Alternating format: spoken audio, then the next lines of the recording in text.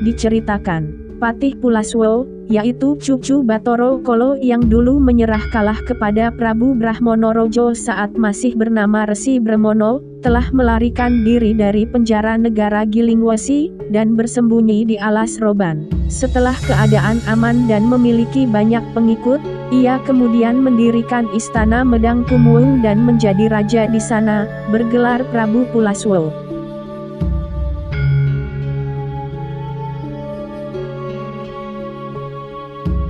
Pada suatu hari, Prabu Pulaswo dihadap para sepupunya sesama cucu Batara Kala, yaitu Patih Kalasuba dan Ditya Kalondaru, keduanya adalah putra Batara Kala Yuwono. Kepada mereka berdua, Prabu Pulaswo bercerita tentang mimpi tadi malam, yaitu memperistri Dewi Sri, putri Raja Purwocarito. Untuk mewujudkan mimpi itu, Prabu Pulaswo lalu mengutus Ditya Kalondaru untuk menyampaikan lamaran kepada Prabu Sri Mohopunggung.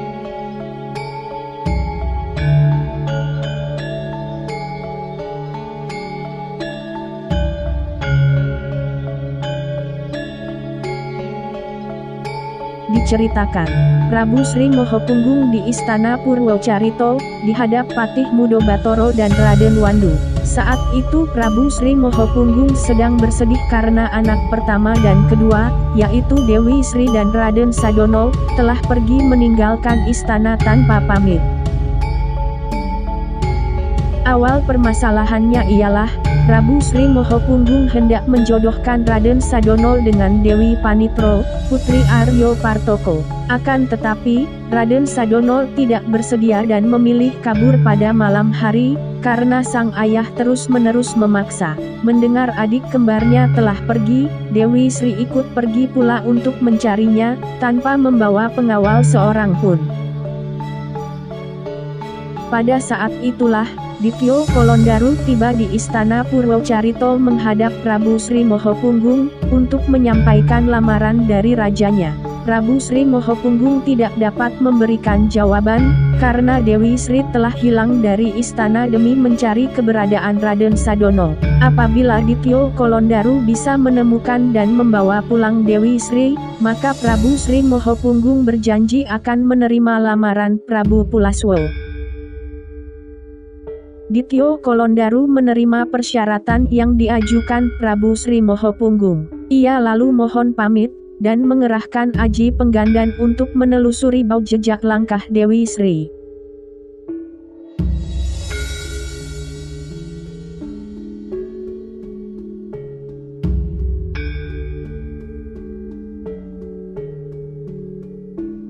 Diceritakan, Ditya Kalondaru melacak kepergian Dewi Sri hingga masuk ke dalam sebuah hutan.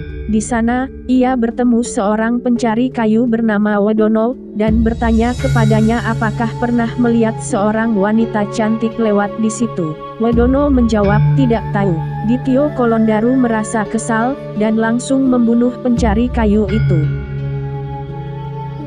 Setelah Ditya Kalondaru pergi, Dewi Sri justru melewati hutan itu. Ia sangat terkejut hingga jatuh pingsan, saat menemukan mayat Wadono yang bentuk tubuhnya mirip Raden Sadono. Tidak lama kemudian, datanglah kepala desa Medangwangi bernama Buyut Bawodo, yang tidak lain adalah kakak kandung Wadono. Melihat adiknya tewas, Buyut Bawodo sangat terkejut dan menangis sedih. Tangisannya itu membuat Dewi Sri terbangun dari pingsan. Begitu mengetahui kalau wanita di hadapannya adalah putri sulung Prabu Sri Mohopunggung, Buyut Bawodo seketika menyembah hormat. Buyut Bawodo kemudian membawa mayat adiknya untuk dikuburkan, serta mengajak Dewi Sri beristirahat di rumahnya. Istri Buyut Bawodo yang bernama Ken Patani menghidangkan makanan, tetapi Dewi Sri meminta disediakan tempat tidur. Dewi Sri lalu mengajarkan tata cara membersihkan tempat tidur kepada Ken Patani, karena tempat tidur yang bersih akan mendatangkan berkah dari dewata. Esok paginya, Ditya Kalondaru dan pasukannya datang menyerbu desa Medangwangi. Mereka meminta supaya Dewi Sri diserahkan kepadanya. Buyut Bawodo beserta warga desa menghadapi serangan itu. Banyak sekali di antara mereka yang tewas, termasuk Buyut Bawodo sendiri juga gugur terkena golok Dityo Kolondaru.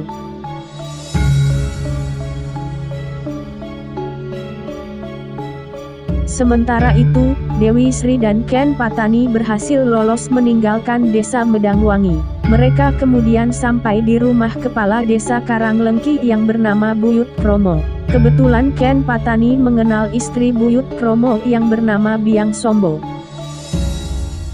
Sejak pergi meninggalkan istana, baru kali ini Dewi Sri merasa lapar. Biang Sombo lalu menghidangkan nasi golong, pecel ayam, dan sayur menir kepadanya. Dewi Sri berterima kasih, lalu mengajarkan tata cara kebersihan dapur dan pedaringan tempat menyimpan beras. Karena dapur yang bersih akan mendatangkan berkah dewata. Tidak lama kemudian, Dityo Kolondaru dan pasukannya datang mengejar Dewi Sri. Buyut Kromo dan sejumlah warga desa menghadapi mereka. Terjadilah pertempuran yang berakhir dengan kematian Buyut Kromo dan kawan-kawannya itu. Dewi Sri sendiri berhasil meloloskan diri dengan ditemani Ken Patani dan Biang Sombo.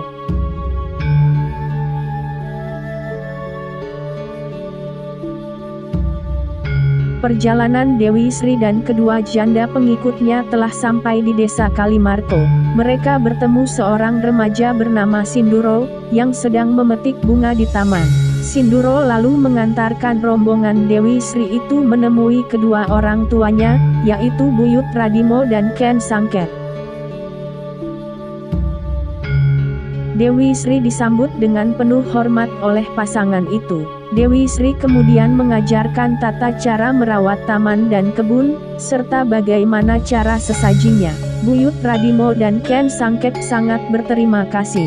Mereka lalu menyarankan, agar Dewi Sri meminta pertolongan Buyut Wangkeng di desa Medangwantu untuk mengalahkan para raksasa, karena kepala desa yang satu itu terkenal sakti dan memiliki banyak ilmu. Dewi Sri menerima saran itu. Buyut Radimo sekeluarga lalu ikut mengantarkan menuju ke sana. Perjalanan rombongan itu kemudian melewati desa Beji.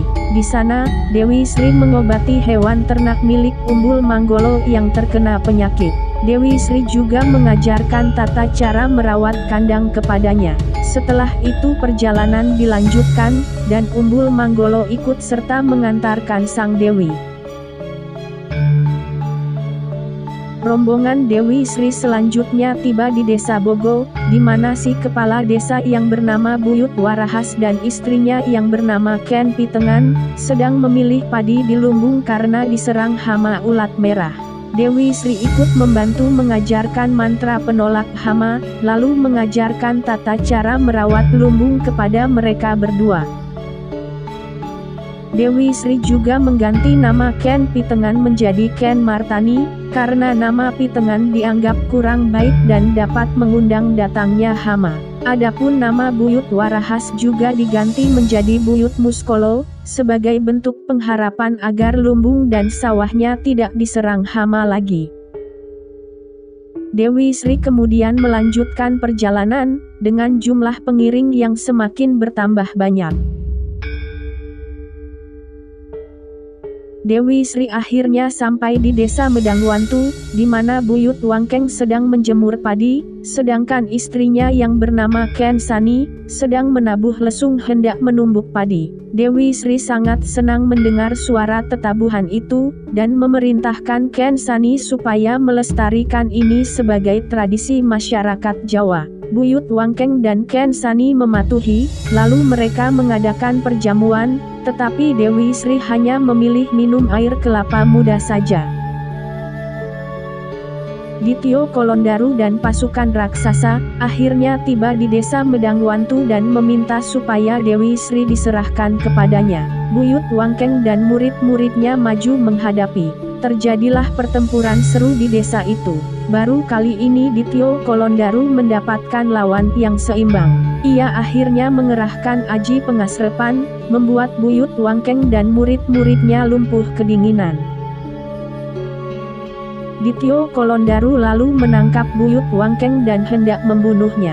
Namun, Buyut Wangkeng sempat membaca Aji Bawono Montro, membuat pandangan Dityo Kolondaru menjadi gelap hingga akhirnya buta sama sekali. Semua prajurit raksasa pengikutnya juga ikut mengalami nasib yang sama. Mereka meraung-raung dan sambil bergandeng-gandeng tangan pergi meninggalkan desa Medangwantu.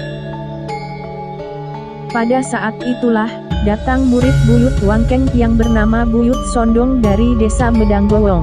Melihat gurunya menggigil kedinginan, Buyut Sondong segera memberikan pertolongan. Dewi Sri kemudian bertanya kepada Buyut Sondong, apakah mengetahui keberadaan Raden Sadono yang telah lama hilang. Sungguh kebetulan, Buyut Sondong mengaku, ia dan istrinya yang bernama Ken Sademi pernah menjamu Raden Sadono beserta 2 orang pengikutnya, bernama Empu Cakut dari Dadap Agung dan Buyut Tuhol dari Awondo. Saat itu, Raden Sadono mengungkapkan niatnya, ingin membangun sebuah permukiman di hutan Medangagung. Dewi Sri sangat gembira dan mengajak Buyut Sondong menyusul ke sana. Buyut Wangkeng dan Ken Sani menyatakan siap mengawal pula. Maka, berangkatlah rombongan yang semakin banyak itu pergi menuju ke desa Medanggowong.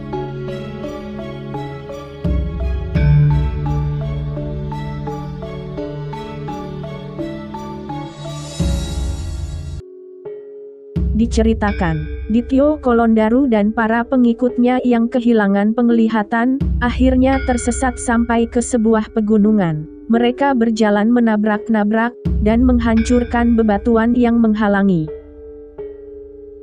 Hingga akhirnya, Dityo Kolondaru tanpa sadar memukul hancur sebongkah batu besar, dan tiba-tiba saja muncul seekor burung besar dari dalamnya. Burung itu bernama Garuda Wilmuko. Garuda Wilmuko berterima kasih kepada Dityo Kolondaru, karena telah dibebaskan dari himpitan batu besar. Ia mengaku mengalami kecelakaan terjepit batu besar, karena mengejar seekor ular untuk dimangsa. Sebagai balasan, ia lalu menyapukan bulu sayapnya pada kedua mata Dityo Kolondaru dan para raksasa lainnya, sehingga mereka mendapatkan kesembuhan. Dityo Kolondaru memperkenalkan dirinya sebagai anak Batoro Koloyuwono, atau cucu Batoro Kolo. Sebaliknya, Garuda Wilmuko mengaku sebagai putra Resi Jaludo, atau cucu Batoro Antogo. Keduanya lalu bersahabat, dan Garuda Wilmuko mempersilakan Dityo Kolondaru pulang saja, karena dia yang akan merebut Dewi Sri, untuk dipersembahkan kepada Prabu Pulaswo di Kerajaan Medangkumuung.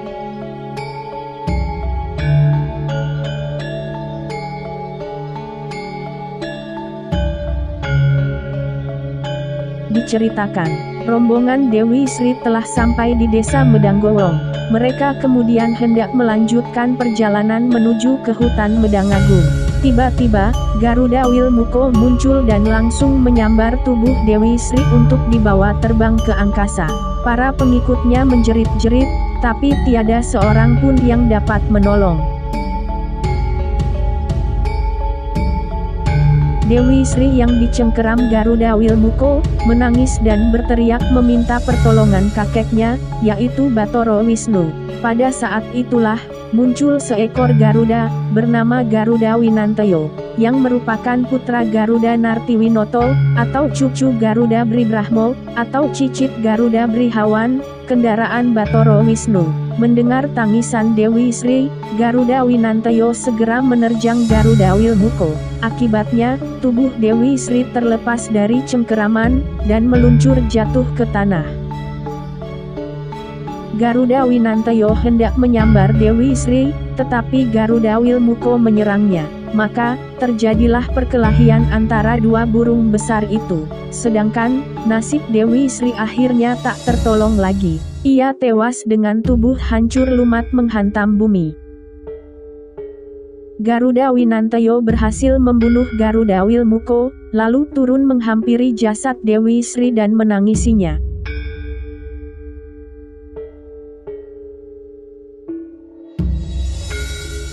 Pada saat itulah, Batoro Narodo turun dari kahyangan membawa air suci Tirto Marto Kamandanu, untuk menghidupkan kembali Dewi Sri, karena belum takdir baginya untuk mati. Setelah Dewi Sri bangun dari kematian dengan tubuh pulih seperti sedia kala, Batoro Narodo lalu memerintahkan Garuda Winanteyo, untuk mengantarkannya menemui Raden Sadono di hutan Medangagung.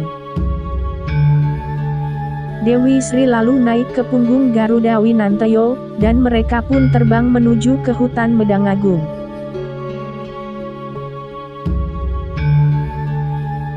Sesampainya di hutan Medangagung, Dewi Sri sangat gembira bisa bertemu dengan Raden Sadono. Kedua bersaudara itu saling berangkulan dengan perasaan haru, dan saling menceritakan pengalaman masing-masing. Akan tetapi, Raden Sadono tetap menolak diajak pulang ke istana Purwocarito, dan bertekad ingin mendirikan permukiman di hutan Medangagung. Dewi Sri tidak dapat membujuknya lagi, bahkan berbalik siap membantunya. Dewi Sri lalu menyuruh Raden Sadono pergi ke desa Medanggowong, untuk memberitahukan hal ini kepada Buyut Sondong, Buyut Wangkeng, dan yang lain. Raden Sadono lalu berangkat dengan mengendarai Garuda Winanteyo, sedangkan Dewi Sri tetap tinggal, dengan dijaga Empu Cakut dan Buyut Tuho.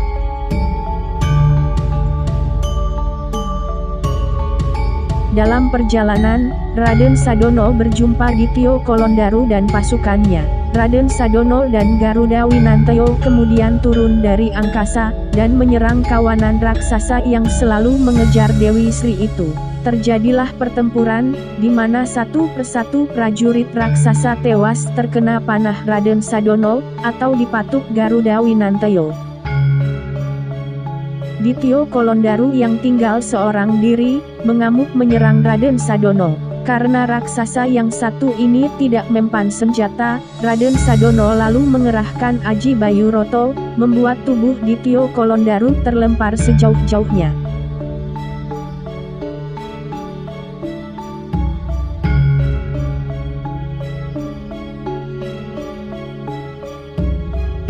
Diceritakan, Raden Sadono dan Garuda Winanteyo akhirnya tiba di desa Medanggowong, dan masuk ke rumah Buyut Sondong. Di situ tampak berkumpul lengkap, Buyut Sondong, Ken Sademi, Buyut Wangkeng, Ken Sani, Buyut Muskolo, Ken Martani, Umbul Manggolo, Buyut Radimo, Ken Sangkek, Sinduro, Biang Sombo, dan Ken Patani. Mereka semua sedang menangisi nasib Dewi Sri, yang hilang diculik Garuda Wilmuko.